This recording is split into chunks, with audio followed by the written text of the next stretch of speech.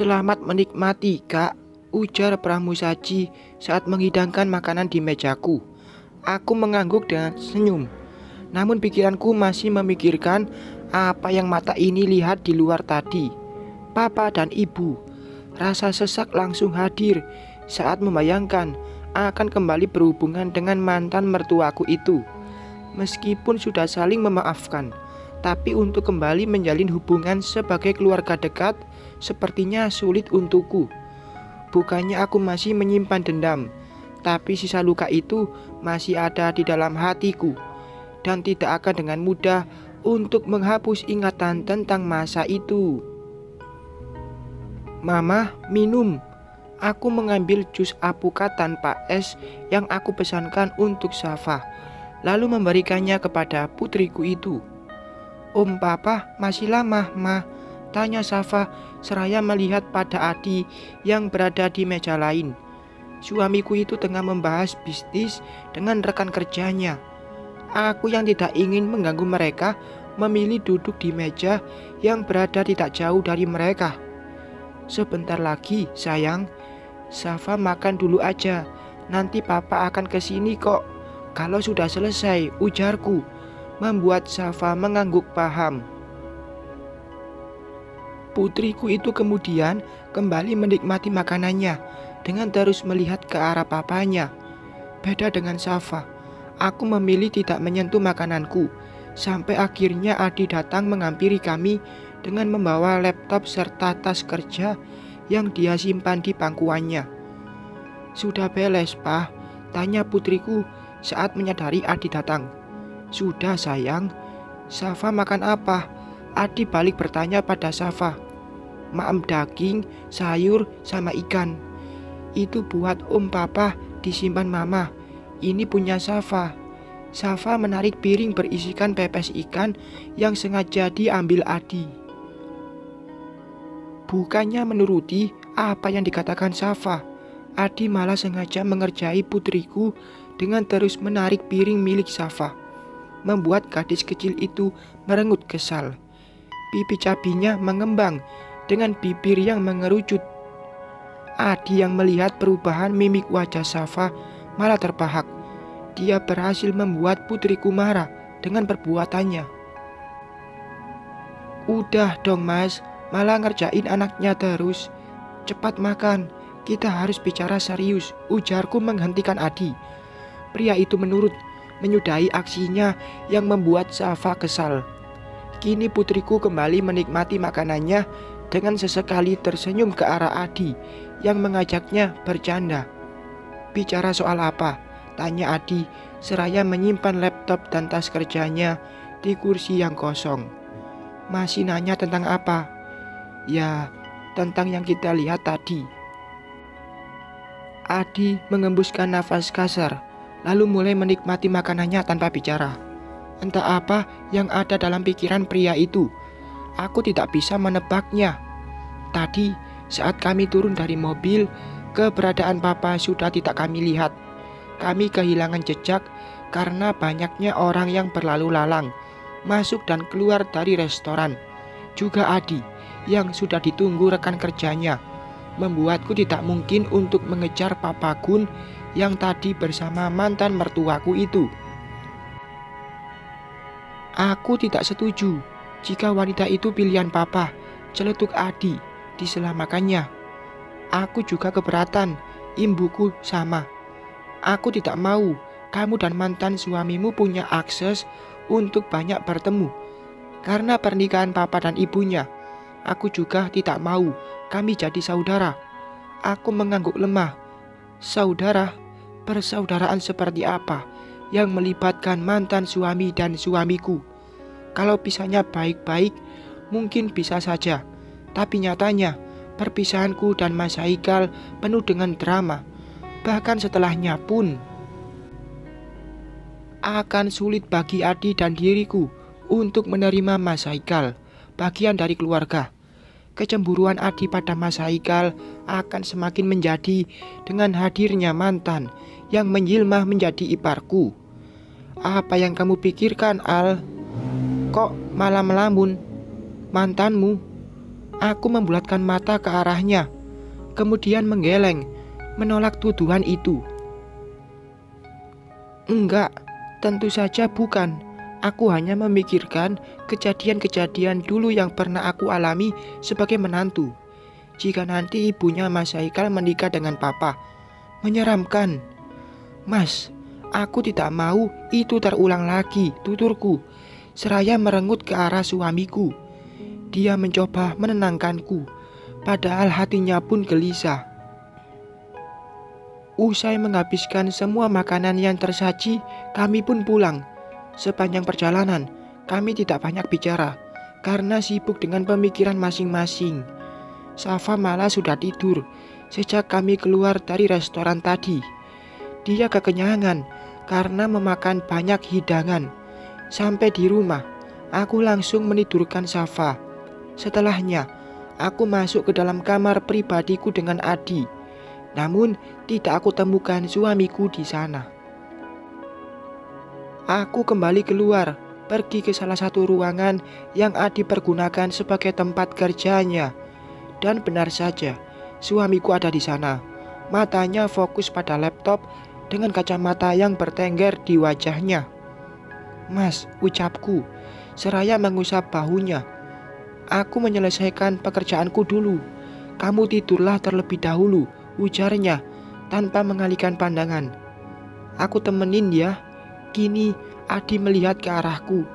Ia melepas kacamatanya, memindaiku yang juga menatap wajahnya. Aku menaik turunkan alis, membuat dia paham satu hal. Tangan itu menggapai laptopnya, menutupnya kemudian, lalu merangkul pinggangku dengan satu hentakan tangan dan membawaku keluar dari ruangan kerjanya. Rasa gundah gelisah tentang kemungkinan Papa Gun dan Ibu Indah yang menjalin hubungan seketika menghilang. Tidak ada wajah-wajah itu lagi. Yang ada hanya kebahagiaan sebagai pasangan suami istri yang tengah dimabuk cinta. Malam telah berganti siang. Ayam jantan milik tetangga terdengar berkokok membangunkan. Perlahan mataku terbuka dan menampakkan wajah tampan di sebelahku. Beberapa kali aku mengerjapkan mata, memperjelas penglihatan, memandang dia yang tengah duduk bersandar pada kepala ranjang. "Mas, ada apa?" tanyaku akhirnya. Adi menoleh dengan raut wajah yang entah kenapa. Aku langsung bangun, kemudian duduk, masih enggan mengalihkan pandangan dariku. "Kenapa?" tanyaku lagi, saat suamiku itu hanya bergeming. Matanya kembali fokus ke bawah. Dan kaki. Adi mencubiti kakinya sendiri. "Mas, ada apa? Kenapa dicubit?" tanyaku lagi, semakin ingin tahu. "Kakiku, Al." "Iya, aku tahu itu kakimu. Kenapa dengan kakimu? Lihat itu, Al." Bukannya menjawab pertanyaanku, Adi malah menunjuk ujung kakinya yang... Aku membulatkan mata melihat jari jemari kaki Adi yang bergerak. "Mas," seruku, langsung menyibak selimut. Aku meraba jari-jari yang masih bergerak, lebih tepatnya digerakkan Adi. "Mas, ini sungguhan, kamu bisa menggerakkan jari-jari kakimu." "Iya, Al, aku bisa. Kakiku tidak kebas lagi. Lihat, aku bahkan bisa menggeser kakiku."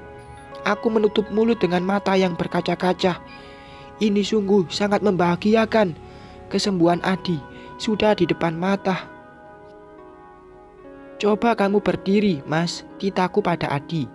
Dia menurunkan kedua kakinya hingga menginjak lantai dan mencoba untuk berdiri tegak. "Bisa, Al, aku bisa berdiri," ujar Adi senang. Aku pun demikian. Aku turun dari ranjang, berdiri di depan Adi. Aku menyuruh Adi untuk melangkahkan kakinya ke arahku. Dia mencobanya, tapi tidak berhasil. Sulit, Adi bilang sangat berat untuk menggerakkan kakinya maju ke depan.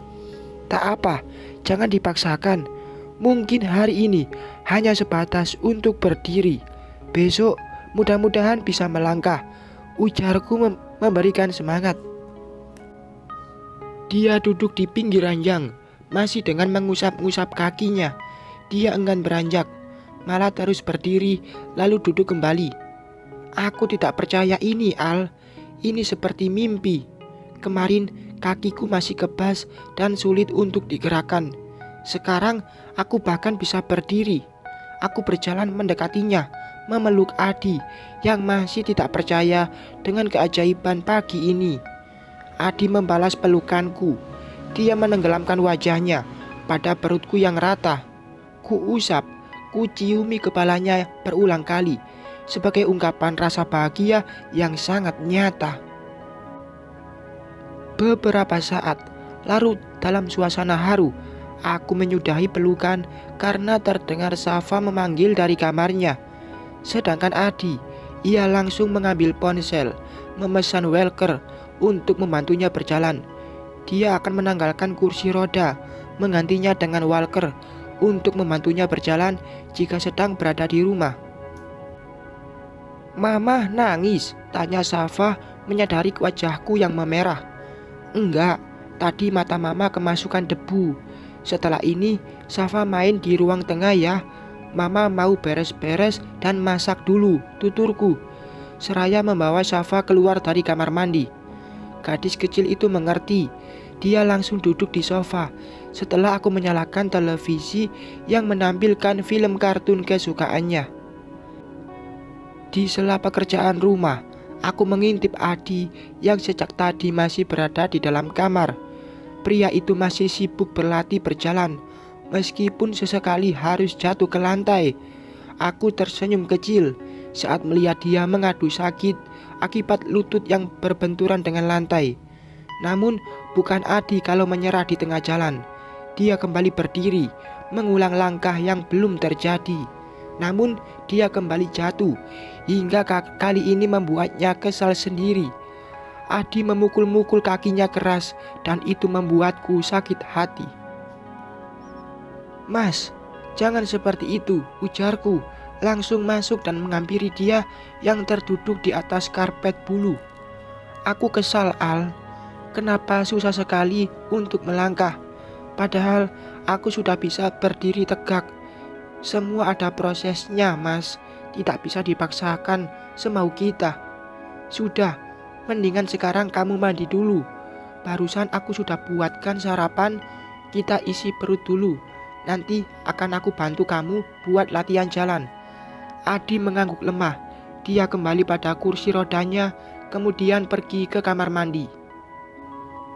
Mumpung Adi lagi mandi, aku pun menyelesaikan pekerjaan yang tadi sempat berhenti, menyapu serta mengepel lantai di beberapa ruangan yang cukup luas. Lelah memang, tapi mau gimana lagi? Ini pekerjaan ibu rumah tangga. Membayar asisten rumah tangga. Aku takut jika tidak sesuai dengan yang kuinginkan. Terlebih banyak sekali kasus perselingkuhan suami dengan pembantu. Aku benar-benar masih trauma dengan orang ketiga. "Sayang, kamu ngepel?" tanya Adi saat dia keluar dari kamar. "Menurutmu, apa aku ini sedang jogging?" ujarku berkacak pinggang dengan gagang pel bertengger di tangan. "Kan sudah aku bilang, kita ambil pembantu dari yayasan ya." "No, aku tidak mau, Mas. Aku bisa kok kalau cuma ngepel doang mah. Tenang, aku tidak lelah, hanya sedikit berkeringat saja." Adi menggelengkan kepalanya. Kemudian pria itu menghampiriku, mengambil gagang pel dari tanganku. "Duduk," titahnya. "Aku lagi ngepel, malah disuruh duduk." Aku protes. "Duduk di pangkuanku, aku akan membantumu menyelesaikan pekerjaan rumah. Cepat." Aku pun menurut, lalu duduk di pangkuan Adi. Gagang pel dia berikan lagi kepadaku, dan Adi memajukan kursi roda ke depan, membuatku bekerja seraya duduk. Tidak terlalu buruk, justru lebih menyenangkan karena pekerjaan selesai lebih cepat. Meskipun kadang laju kursi roda tidak sesuai dengan arah yang dituju karena pandangan Adi yang terhalang oleh tubuhku. Juga kami lebih banyak tertawa tergugu dengan tingkah yang seperti anak kecil. Hahaha. Papa sama Mama main mobil-mobilan. Safa tertawa melihat orang tuanya ini. Assalamualaikum. Adi menghentikan laju kursi roda saat suara bel berbunyi dengan diiringi suara salam seorang pria. Siapa ya? Kataku. Mungkin Walker pesananku datang, Al. Benarkah? Tanyaku antusias. Buru-buru aku turun dari pangkuan Adi dan berjalan ke arah pintu. Bersambung.